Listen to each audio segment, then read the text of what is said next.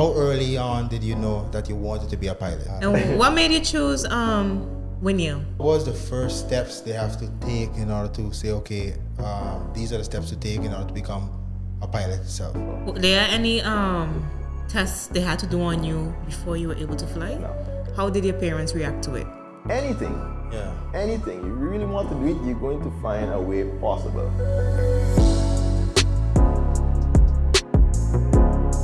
Welcome on everybody, back again with another episode of Talk. I want to thank everybody for subscribing to the channel. As I mentioned before, we were somewhere around, I think, 76-75% of you guys that were watching were not subscribed. We make it as low down to 64. So that's a lot of you guys. So that means that every time you guys watch the channel, you guys are subscribing. And make sure you hit the notification bell so you know when the videos drop. Each time you get a notification. Today we have a very special guest. I know every time I say it, we always got special guests, but we have a very special guest here today. We have a pilot from the island.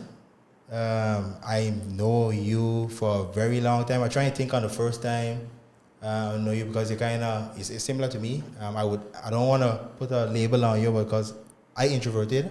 I don't want to just say the person introverted. We're sitting down here with Gervaughn Berkel. Yes. Describe yourself in a few words. Okay, all right. Introverted, that's it. Yeah, man. My name is Gervaughn Berkel, born and raised here from Stacia, grew up here. Yeah, in a few words, I like to fly, I like to work, I like to study, I like to plan, I like to strategize, you know. Yeah. I like to, yeah, that's pretty much me in terms of, growing up here, did the basic, like everybody. I went to Lynch SDA school. From there, I went to GBP, and then went to the States, did my degrees up there, did flight school up there, and then came back. Yeah. Here I am now. Yeah. But you decided you want to be a pilot. How early on did you know that you wanted to be a pilot? Very young. Yeah? Very young. Like my parents would always tell me from young, I'd actually go watch the planes. Yeah. So we just used to go on by the airport, the last flight, go by the fence, and they used to even say, I used to be ball now, bye plane. So from young, I knew I wanted to do that. Yeah. Especially, you see the pilots with the uniform and they walk in and say, that look like me. I wanted that, So from very young, I wanted to fly. And then we started to get to flight simulator and those kind of things. That's it. I was able to do like a little discovery flight when I was 13, 14. Yeah. So you actually feel the controls of a plane and thing. And from there, I was like, this is what I want to do. It's a different feeling for sure. Yeah. When you talk about flight simulator, it gives me a lot of flashbacks. Yeah, I know. Because my father liked flight simulators a lot. So sometimes he would put the plane to fly. Maybe he say he's flying from Stacia or Livingston Manhattan, you're flying to China, so you're actually going to go sleep, let it run in real time. Wake up in the morning. As if the real time, and then when they reach close, you check in and everything. You go 80, come back, and then you come down, you land the plane and everything like that. So it literally run with the same time? Yeah, it can run in real time, real just life, the same real time. time, real life, sometimes even real weather, everything. Yeah. So you could, I used to do a lot, especially Saturday night. As soon as the sun set, log on my flight shift, take off from like St. Martin, go Curacao, and then do Curacao, Amsterdam in the morning, just before I think, wake up, land a plane. And which one was your longest distance flying like that? Like me flying? I did a flight from, I don't know how familiar you all are to Florida, but from Daytona Beach down to the Keys. Key West, all the way down to the end and past Miami. How many hours is that? That was, actually no, there was even longer. From Tallahassee, all the way down to Melbourne. That was like 3 hours, just over 3 hours in a small plane. Yeah. Oh, that was a small plane. Yeah. What was the, because I don't know if pilot is similar to how a doctor is, it does take a long time before you officially become a pilot. What's the process of actually becoming a pilot? Yeah, good question. So it varies. For me, I took 4 years. In fact, I took a little bit longer than 4 years because I did a degree with it. You could go to a flight school and get your license in 7 months. Oh wow. Yeah, you could go, get your license, and start flying for Winair like that. Yeah. But then you only have a pilot's license. So, for example, if something, God forbid, happened medically that you can't fly no more, and you're done, then you don't really have something back up. So that's why, I appreciate my parents for telling me, listen, we know you want to fly, but get a degree. Yeah. Because if you have a degree, then you have, you have something. If flying don't work out, you could do airport management, you could do those different kind of things. Okay. So, with that degree, what all that entail? Well, I did aviation management, bachelor's in aviation management, and then a master's in aviation safety. Okay. So aviation management pretty much encompasses airport operations. It deals with aircraft manufacturing. You could do running a airline. It's cover a lot. Aircraft investigation, so crashes and that kind of stuff. Yeah.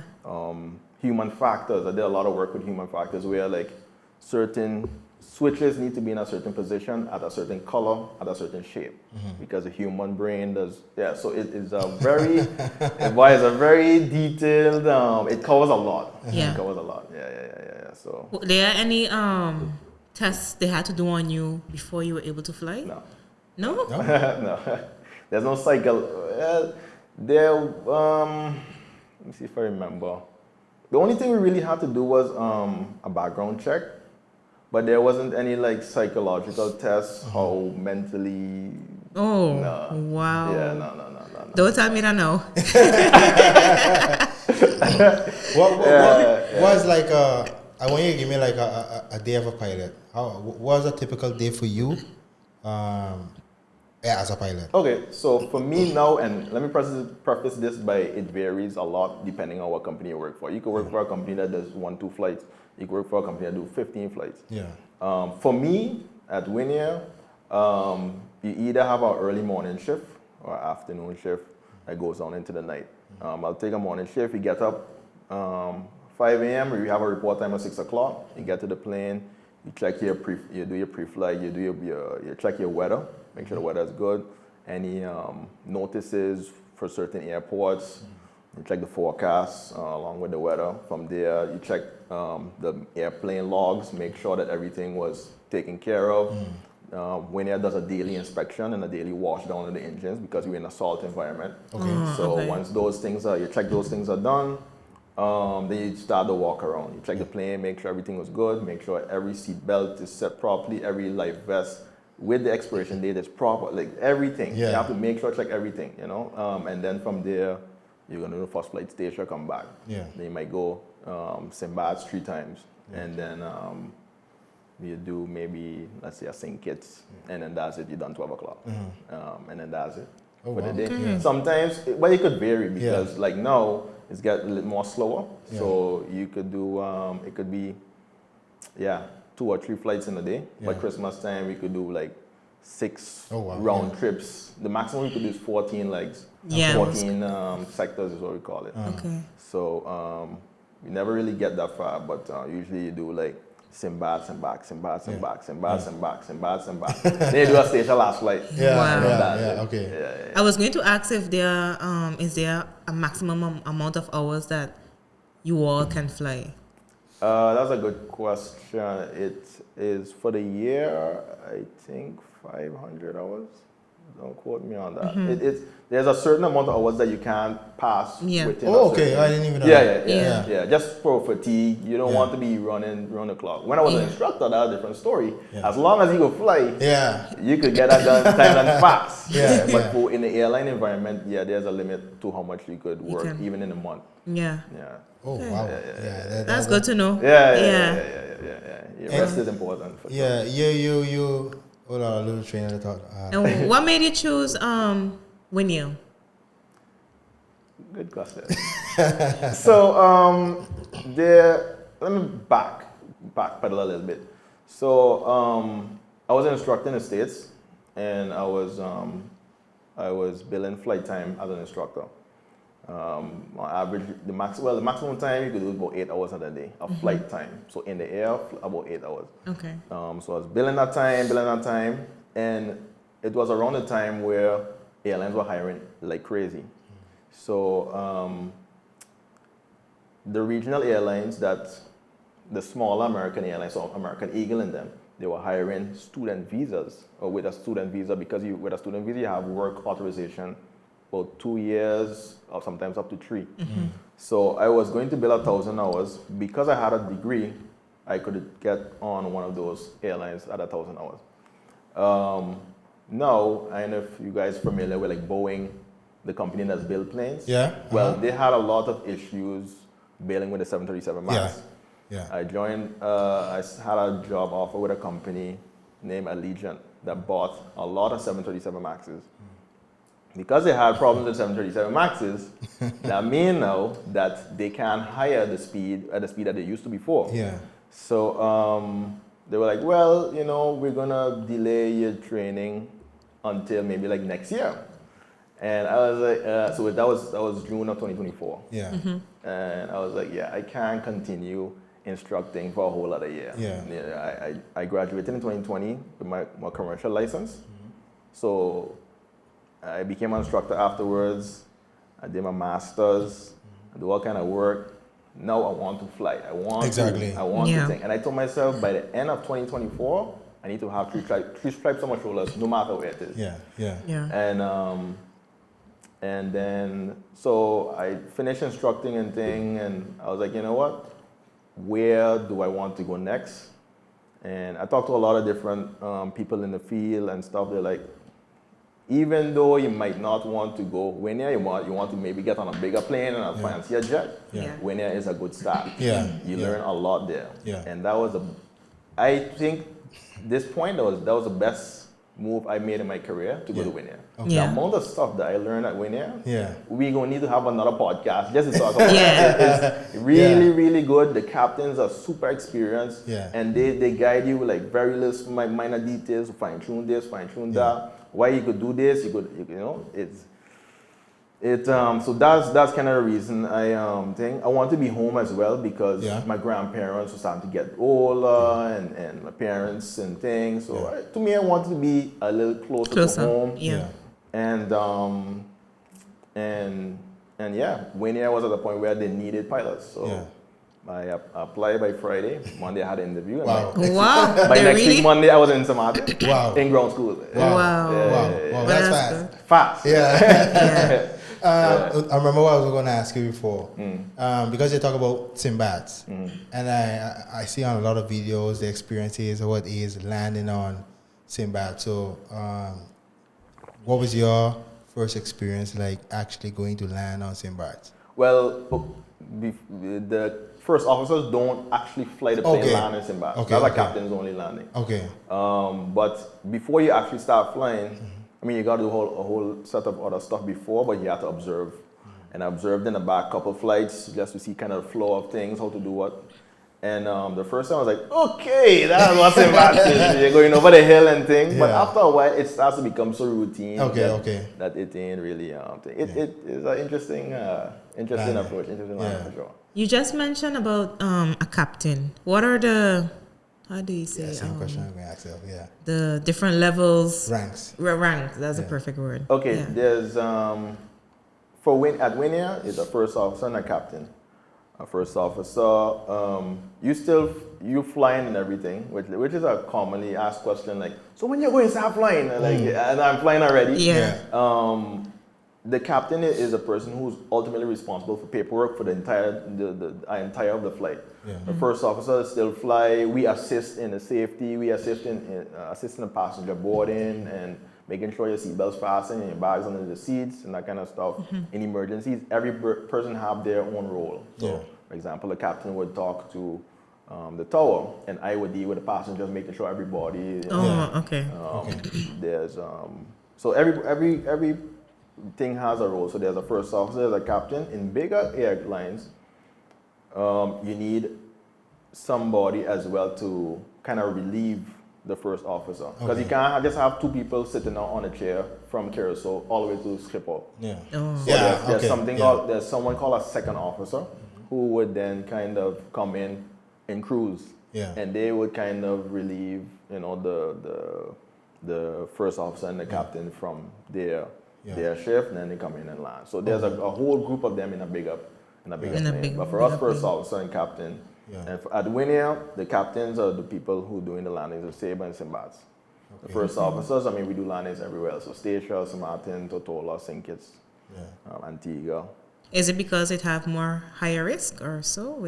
Yeah, you need more experience to go into those places. You need more experience. Sabre, short runway, Simbats, short runway, interesting approach. You got hills and stuff. Yeah. So you can't just be out of flight school and go into Simbats. Yeah. I mean, you can, but not in an airline. Structured airline setup. And the difference between a captain and a first officer is more like hours. Is the hours they put in it? That's what mainly the difference. Primarily, yes. So the hours, and the responsibility as well, because the captain is who's signing off on paperwork, and the captain is who ensuring that everything go to plan. The first officer as well, but he assisting. He's more like an assistant to the role. But the majority of airlines, especially at Winair, they don't hire a first officer to just be assistant for the rest of their career. You are a captain in training. Okay.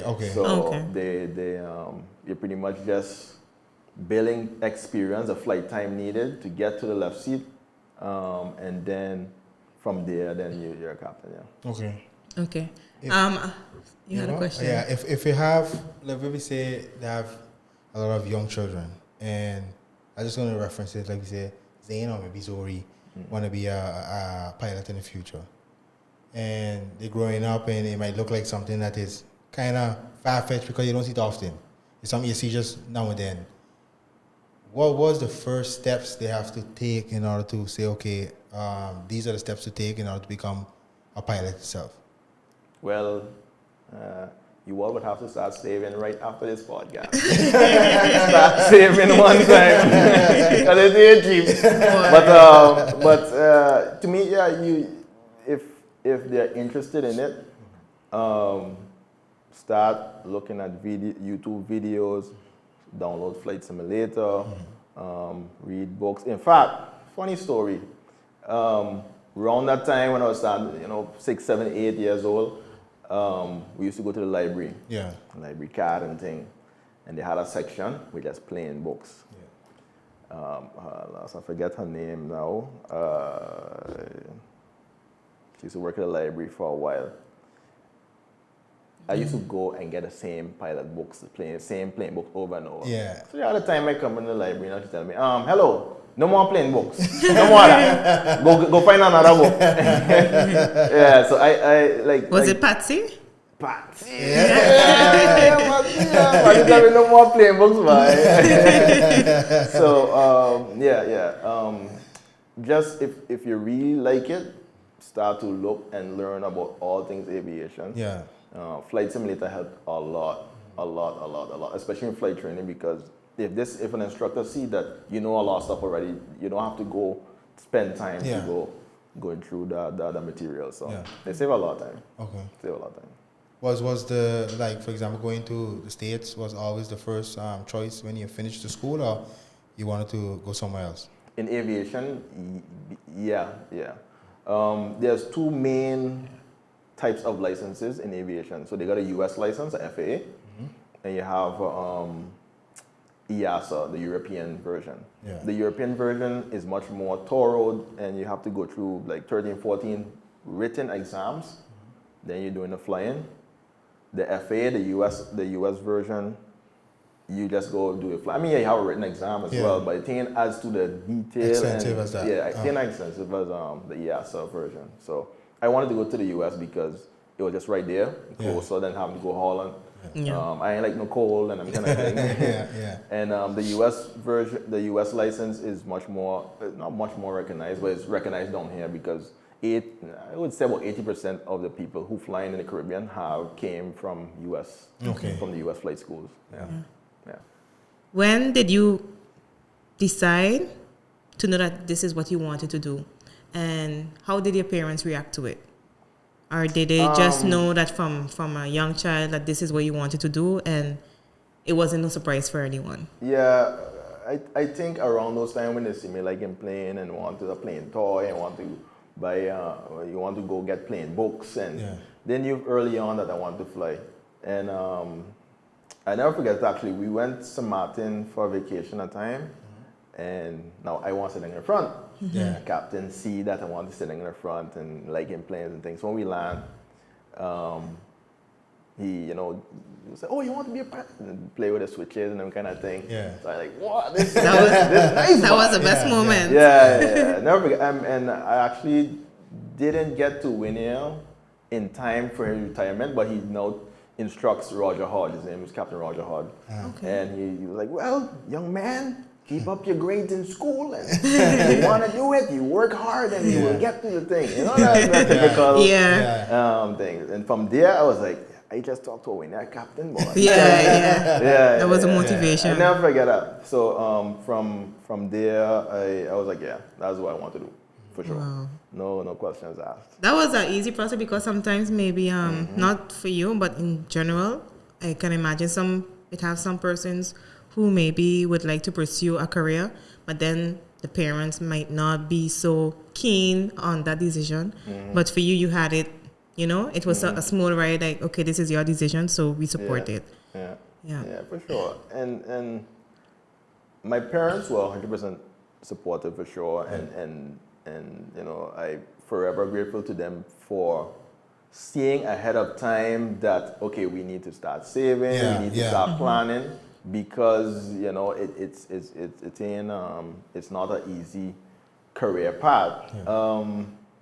I mean, you're gonna have people might say, well, you really want to do that? That ain't good, boy. That ain't no good. But if you like it, you're gonna find means to do it. And let's say, for example, you don't have parents that plan, kind of like my parents did. Find any means necessary to do it. You know, like if you really want to do it, anything. Anything. You really want to do it, you're going to find a way possible. It might not happen overnight. It might take 20 years, but you will be able to be with 3 stripes on your shoulder flying. So, because a lot of people ask like, but the expensive, how to go about doing things, like just there's no way to bypass that part of aviation. What was your ultimate goal if you have to look at you in the next, let's say the next 5 years? What was your ultimate plans for your aviation career? And I know that very common question. Everybody going to say, "Oh, when you start your airline?" Station wonder for sure. Because more and more you learn that aviation is very cyclical. One day it's hot, everybody traveling. The next day, something like COVID happened, God forbid, now nobody flying. So with your aviation career too, you need to, you should have a plan, but you need to stay flexible. I eventually want to get on a bigger aircraft, expand, do some longer flights and that kind of stuff. But along with that, you want to do things in station that can help other younger students who want to fly, whether it be a scholarship, whether it be flight school or flight training, something along those lines. So that is things that I'm looking at now. But right now is just to kind of build a time and experience, and then from there kind of see what's next. It makes sense to do that too as well, because now you have your degree, you know everything all about airport and aviation. Or the airport. In the ins and outs, being in a plane and all of that. So then being the instructor, you will be perfect. And when it comes to that, are you looking to go back to the States to do that, or within the Caribbean region itself? Yeah, within the Caribbean region.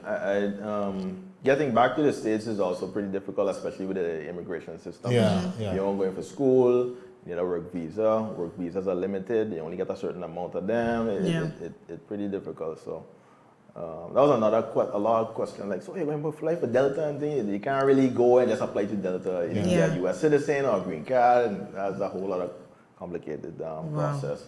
But I think The Caribbean region is where I see myself staying, full time, especially here, especially this area, St. Martin, Stacia, Anguilla. I like this thing. Once you get back used to the island life, I don't know if I could think. But I mean, life is so unpredictable. You can end up in Panama next year. So to see what's possible. Yeah. What your vacation days look like as a pilot? Vacation days? Well, yeah, I mean, you accumulate the vacation days like when you work. Okay. Yeah, we have a lot of off days as well, so that's combined to those vacation days. But it's pretty much the same structure. You accumulated. They can't roll over a certain amount into the new year, that kind of stuff. So it's pretty much standard company type of vacation stuff. Okay. How the, I mean, I'm going to try to get into the nitty-gritty thing, but how does it be like, is it like a 4 days flight, 3 days off, or 5 day flight? How that does work? It could vary big time. When I started in December, the height of busy season, it was like 5 days on, 2 days off, 4 days on, a reserve. You could get 6 days on, a single off, 2 days on, and it varies. Yeah, it varies. But the scheduling system just makes sure they have enough time to rest. Okay. Slow season now. For example, I finish reserve on Thursday at 6 o'clock. So I jump on the last flight, come Stacia. Okay. Yeah. I have Friday, Saturday, Sunday afternoon I'm flying again. I got double off, 2 days off, and then you got... Also like in between. Right. So it kind of... Depends on the seasons. And right, depends on the season. Apparently, I haven't flown in September yet, but September I get so slow where you maybe have like 5 days off, one flight. Oh, wow. One reserve day. Yeah. And a couple days off again. Yeah. That's why, a lot of times, I just jump on a plane, come Stacia. Because you got a lot of off time. Exactly. Why would I pay so much, Yeah. So, yeah. And like, for example, usually have, let's say, like an intense time when flights, you have a lot of flights, you have a lot of flying. And during that time, of course, with the podcast, we stress things like mental health. Flying a lot can be stressful, like just like any other job, things will get stressful. What do you do for yourself to unwind? Other than, of course, you love flying, but what do you do to unwind? That's how I unwind. Good question. In terms of mental health and flying, I like to listen to music. I actually used to, I still do kind of collect records and those kind of things. Okay. Oh, nice. So I like to play, records and vinyl and that kind of stuff. But I just pretty much chill. Yeah. Listen to music, eat. I mean, you're doing what you love. Did I say, do what you love, because then you feel like you never working a day in your life. Definitely, when it comes to aviation, because it's hard to explain. Like, you start out the plane, you taxi or you take off, especially when you got a sunset, and our headsets, the modern ones now, you got Bluetooth. I mean, we don't listen to music while we fly. But in the States, you're making sure I said I want clear. Disclaimer, we don't. Somebody's bugging no big tunes. In the States, you used to be able to, especially when you're an instructor, you get to rent the plane at the instructor rate. Take off, you just go fly up and down the beach. You got a sunset, you're playing music. That is relaxing. That's a vibe. Yeah, nice. it is a vibe. Yeah. It is a vibe. And for example, how to put it? Like how some people, like scuba diving is their stress relief. Yeah. To me, flying is my kind of stress relief, Like, you're in between clouds, you got views. Yeah. It's hard to explain. Perfect. It's a vibe for sure. And you ever flown with your parents? Yeah. What was that like carrying your parents for like the first flight? Yeah. So my dad I flew with first in a small plane. Okay. Yeah. How old were you then? Huh? How old were you then? I was when I graduated my master's, when I came up for my degree. So what, 2-3 years ago? Okay. Okay. So about 20 something. But at that point, I had like 800 hours already, and they came up for my graduation. Yeah. So me and my dad went up and gave him the controls, gave him fly for a bit. Make sure I do a little steep turn. Like, okay, don't do that anymore. yeah. That's something. And then when I came, when it was the first time I flew with my mom. Yeah. Okay. They had a time, a Sunday morning, she was going backstage. She was the only passenger on the plane. Yeah? What? Yeah, so VIP service? I was able to fly. Wow. Just my mom on the Yeah. station. Yeah, that was nice. That's a special moment. Oh yes, it was. That's it was. I can imagine that. Yeah. After years of flight simulator and they, encouraging you on doing different things. She could be watching you like, that's my son. Yeah. And then that trust level too. Yeah. Exactly. I see the little skinny hand. I necessarily want to talk about like because the planes, people are trying to stay away from situations when you're talking about things like unfortunate things happen with planes. What you seeing often? But you had any time, not crash specifically, but any times you were like, I kind of like. Yeah, initially when I just started teaching, you flying with brand new people who've never flown before. Yeah. You had some close instances where you're like, okay, that's where you get a little close there. You come down hard, you know. But as you get more experience and you understand what can and can't go wrong and what's the probability of something like that happening, then you don't really stress too much. Yeah. You know, the amount of, we call it like the Swiss cheese model, amount of safety nets in place there is before something will go wrong is so much that the probability of me driving up, now going in the car, go up the road is even higher than something happening in a plane. Yeah. Wow. So it ain't really. You're making us well, me especially. Yeah. I always feel like it's really because something, but her with planes, she with planes is a whole different story. I compose myself though. I have a question. When you're taking off from St. Martin sometime, is it got like that little ain't nothing that you walk and you all do it for spite or you walk for work on that? That like dip, it'll be like, ooh. You know how much times, right? Especially that's like the last flight. Javon, I don't want to feel no bunks. I don't want to. All right. There's some things you could do. Now that drop. Yeah. It is two things. So you have flaps on the end of the wings that help you get extra lift to take off. Now, those flaps, because they're out, there's sometimes when you get higher, they slow you down. So you need to get the flaps up so you can speed up. Yeah. Now, when you lift up the flaps, you just kind of feel a drop sometimes. Yeah. You can do certain things to avoid it. We could adjust the controls that way you don't feel that drop as thing. Yeah. And then taking off out of St. Martin, you have Pelican right there. Yeah.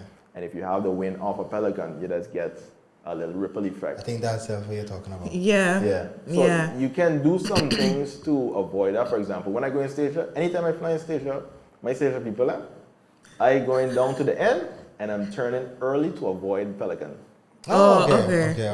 Yeah. I try to do that. Yeah. No, I'm going to go in the flight and I'm going to start looking at the wing. Brace myself. Do that to avoid some of it. Sometimes the wind that high, you can't. You just gotta fly through it. Wow. Even coming in here to wrong terminal, yes, that you're gonna get a little bit of shaking up. There's certain altitudes that you could fly at, and you could maybe fly out further to avoid that kind of turbulence from the hill. But I mean, then you're flying out further, you're making the flight longer. Yeah. If you're going higher, then you gotta come in more steep. The flight gotta be longer, I don't mind. Yeah, so there's some things you could do to avoid that. But I like to just avoid that because I like to, when I go in station, it needs to be smooth. My people need to have the top of the top. I ain't wanna punging up, jumping up. Yeah. I just be like, they're doing this, but you are not feeling it in front too? Oh yeah, you're feeling it in front too, for sure. Boy. You Just But like how the passengers feel it, maybe how do you more used to control? it. How do you compose and control yourself not to scare? How you say, like, not to alert them? You know, Because you're used to it and you know the that, the passengers. yeah, the turbulence that you're feeling, the plane will follow the sky.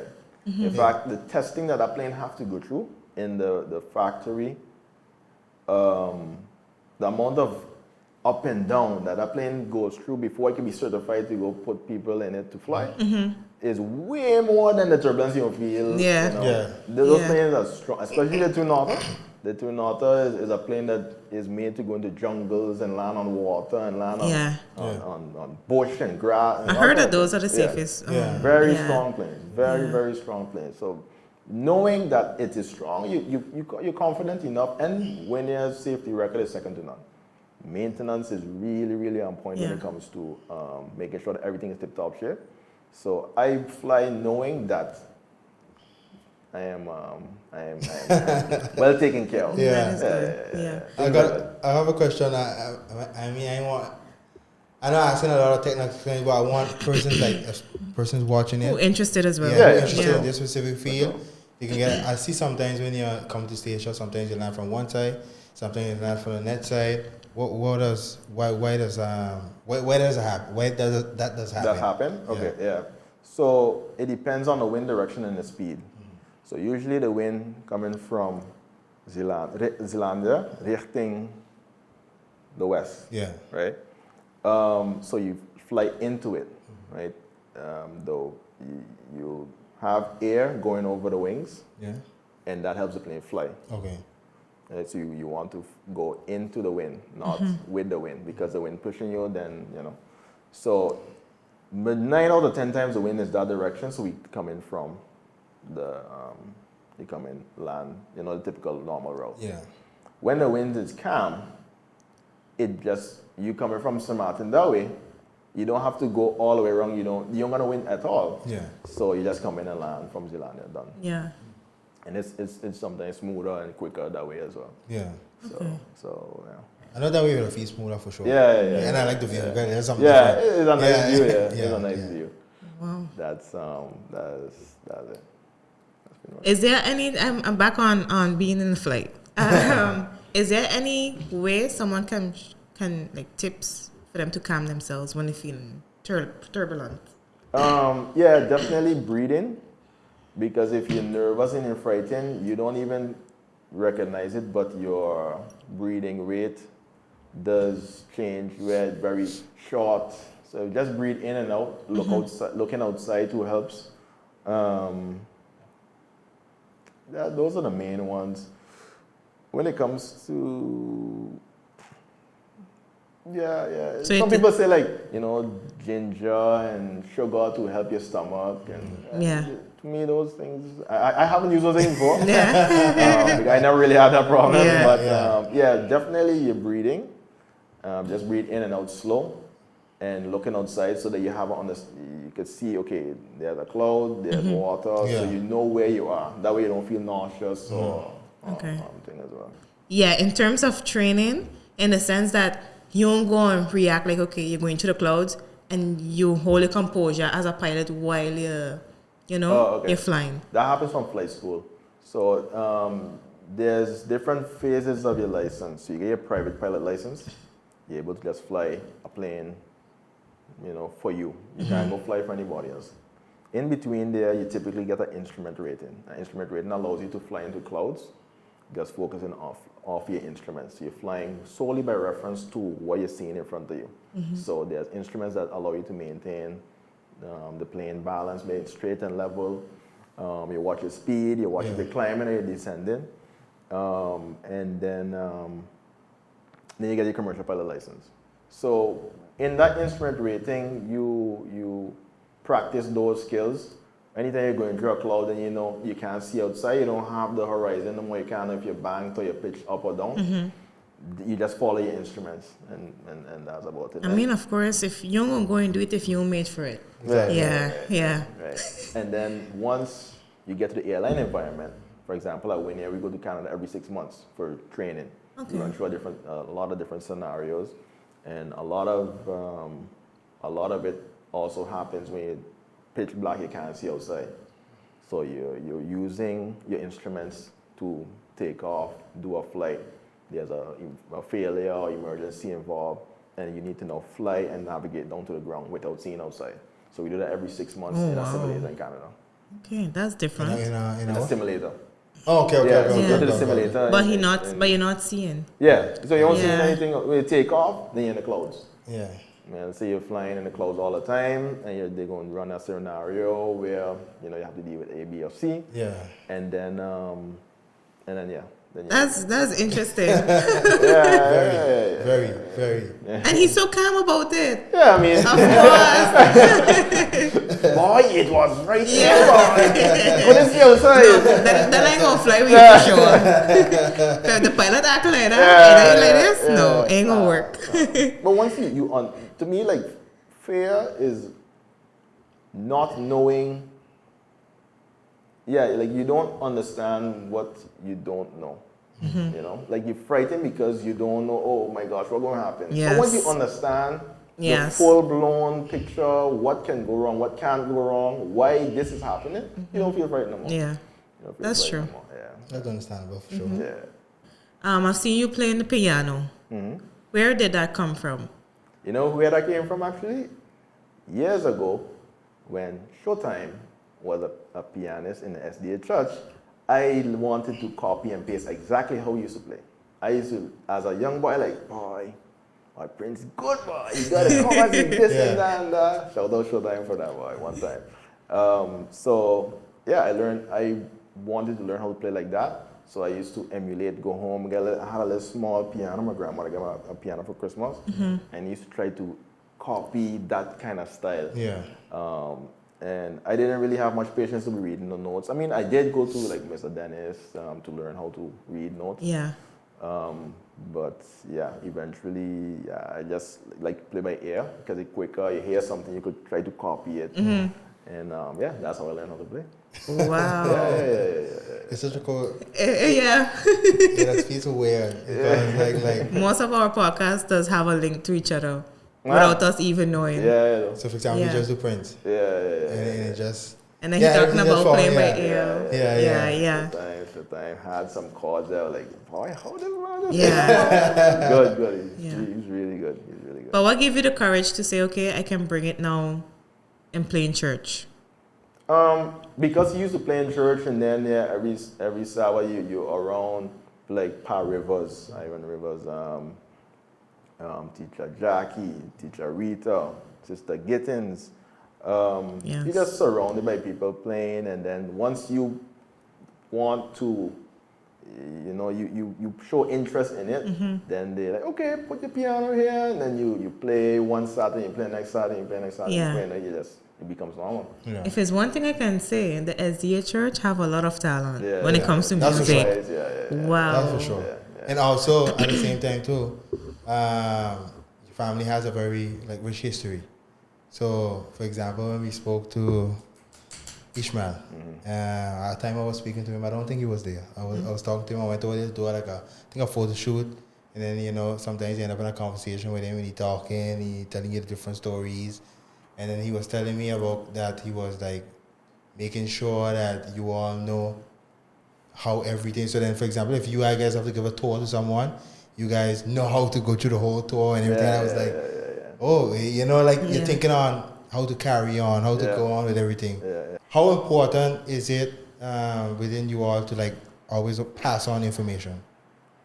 Because a good way to phrase it is, to know where you're going, you need to know where you come from. And it is important, especially in our family, to know what, in terms of your foundation, what got you where you are today. So, you're grateful to Uncle, who really, in terms of the family, he focused a lot on making sure that everybody knew that story in 1956 when Ma did this and Pa did this. Because they did groundwork, Ma and Pa did groundwork stuff that helped their generation their kids, and then their kids' kids, and then their kids' kids' kids. A whole ripple down effect. Yeah.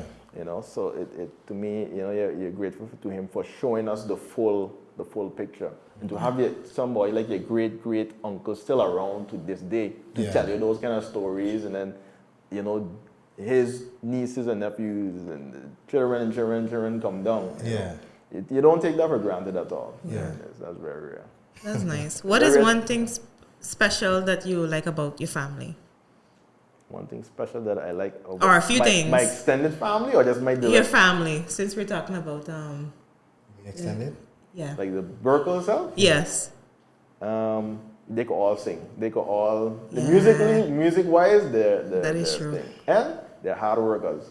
Yeah. Hard workers. Yeah. Yeah. And you're a reflection of that too. Yeah. That's all I knew. Yeah. And from both sides actually. Yeah. Mother side too. A lot of summers when I came back from FIT, I used to work by my grandfather's lumberyard. You know, passing lumber and doing this, doing that, being in the shop. Yeah. He would be like, Joe, I see you standing up, man. You're doing something. Take up a broom, go sweep. You have to do constantly something. be working. Yeah. And to me, and you can see that pass on to my parents, and the way how they operate is strategy and work. Yeah. You know, nothing comes without hard work. Yeah. Nothing comes without hard work. You're gonna have to put in the work. Yeah. Especially, and I'm glad that I did that physical labor, lifting up cement and all that kind of thing to translate now to aviation, because you have to put in the work. But you get a degree that I got, flight training, you have to do hours and hours and hours of studying, memorizing regulations, going through different types of clothes, going through acronyms. If a part fail, can you go fly? Now you need to memorize 8 tomato flames, ASP, tachometer, oil temperature, manifold. There's a lot of studying, a lot of work that have to go into it. So hard work. Yeah. Hard work. You did mention it in your intro when he said to describe yourself. He said strategic and also a planner. How do you know that you're a good planner? That's a good question. Hey, are you good, man? Like, I don't know if I'm a good planner. Let me put it like that. Yeah. But what I know is I have a plan. Yeah. You can't. One of my biggest pet peeves is like, if you don't have a plan, what are you doing? Like, you just swing in the wind. You wake up, you just lime in 24/7. To me, I can't do that. Like, I need to wake up and have a purpose. Okay, I'm going to do this today, so that tomorrow, you know, you might not have a full-blown picture. Like I said earlier, I don't know if next 2-3 years are going to be at Winair, or the next 20 years are going to be at KLM. You know, but at least you have a general direction as to what you want to do and where you want to go. You know, so that bigger picture is what I try to plan with small steps, piece by piece. Yeah. Winair is part of that plan. Is there anything specifically that you felt as though we didn't touch on that you yourself would like to touch on, that like we didn't ask? No, I think we cover a lot, you know, in terms of I just want to reiterate, because you know, a lot of people are going to watch in terms, you know, I want to do that too. How do I go about doing that? Just do a lot of research.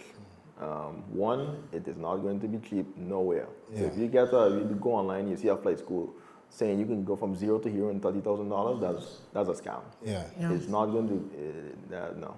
It ain't going to cost the price of a changang. So it's going to be expensive.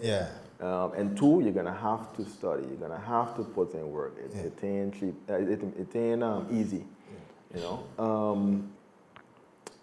Now there's different phases, and there are different ways to get to the cockpit. For me, I went and did the degree route, study financiering and that kind of stuff. For somebody else, it might mean you go work at the airport, checking in passengers in St. Martin. It could mean that you do IT for 10 years. It could mean that you start a business on the side. And then once you have the financial means to do that, then you go to flying. But you have to be like with your mind as I go and get to the plane. I go and get to the plane. Yeah. Just different times. Everybody have had a different route in aviation. Some people were able to do the 9 months and they fly. Some people had to do 7 years and then they fly. Yeah. So don't get discouraged and think that my path look nice and easy and I can't do it like that. You know. Once you want to do it, it's possible. I had a question. You did say that you all go to Canada, but I wanted to know, like, after what time frame do you all have to renew your license? So you don't renew your license. But every 6 months is where we would do that recurrent training. Okay. So your license in the FAA system, your commercial pilot license don't expire. Once you're commercial pilot, you're good to go. Now you need to do every 24 calendar months some, especially if you have a private pilot license, you need to do a flight review just to make sure if you're flying regularly, you're doing your landing, you take off your landings, you're doing stalls and steep turns and slow flight and that kind of stuff. Yeah. So you're making sure that you are proficient in your skills and legally wise like that. But when you're in the airline environment, the airline sends you up to do that training every 6 months. Well, at least for Winair. I don't know how other airlines work, but that's how you. One more question. You mentioned private persons who have their own plane. Would you be looking into having your own as well? To own my own plane? Yeah. Definitely, for sure. Yes? Yeah. Okay. 100%. 100%. No, it's a depreciating asset and it costs a lot of money. Yeah. But once you're well off enough that you could afford to lose, I mean, not afford to lose, but you could afford your own plane. Yeah. For sure. For sure. Because imagine you have your own plane and you need something in town, in St. Martin. Yeah. You just start with the plane, go, take off, land, get what you need and go back. Time and the world becomes so small. Yeah. Exactly. You know? Exactly. So once you're well off for sure, I definitely want to. So that coming. Yeah. That one coming for sure. 100%. Yeah. But that's nice No though. questions asked about That. that. That you can just pick up and go, okay, today I feel like going some today I feel like going some bats wherever. You want to go get. There's so much people that I know of that, especially in the States, because they got small airports all over the place. I just want to get lunch. They just take off and go get lunch, come back. Hey, like that's now, nice. yeah. What is the do they have to pay a certain fee? Do you know more or less what the fee look like? In the States? Well, like if you have like a small small plane? small plane, for it to be on the airport. Now down in the Caribbean islands it's more expensive, like parking fees. Stuff. Sure, it isn't that much, but like you go to Martin, there's parking fees involved, there's overnight fees, there's landing fees, those kind of things. In the States, not so much because that would be hard to control in the amount of airports. That's a lot, yeah. Yeah, but primarily landing fees, parking fees, overnight. If you got to put it in a hangar, you got to pay per month. Rental fees and. Okay. That's a different aspect to look at. Out of all this guy, Lil Duval. Duval. He always trying to encourage people to actually become pilots, but he also showing the reality too of how expensive it is. How expensive, I can imagine. You get some guy Bob who always send him, hey, I check the blah blah blah blah blah. This is the bill, but he always encourage people that a lot of people just go look in the same direction. But they need pilots, so you guys should go and become pilots. So I was just watching. I ain't gonna become a pilot. I just like to watch it and see what he was, because he have like 2 small planes. I think it's he have a Cessna, a twin engine Cessna, and I think he have a small plane. And he just stay there. If you want to go somewhere, you just take it. Just go go fly and just go somewhere. And to me, I just like to see it. I wanted to ask one question before I close up, because is there a big difference between, and it might sound stupid, but is there a big difference between going to learn to fly a helicopter and going to fly a plane? No, I can't really speak on helicopter stuff because I haven't done anything in a helicopter. I don't ever want to fly. Something I would ever fly like that.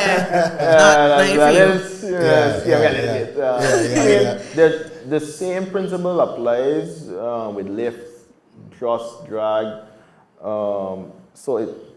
The concept is the same. It's just where the propeller is pointed differently.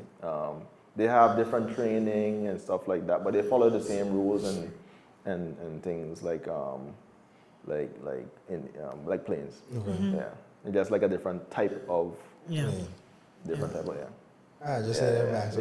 Good question. I wanna thank you for coming in. Thank you so much. Sure. I think that a lot of younger kids, even me, I learn a lot sitting down speaking with you, and I feel a lot of young persons.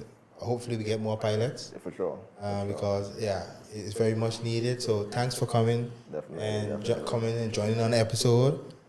Like I say here on the talk, jacket imagery, capture the moment, watch it forever. See you guys in the next episode. Bless.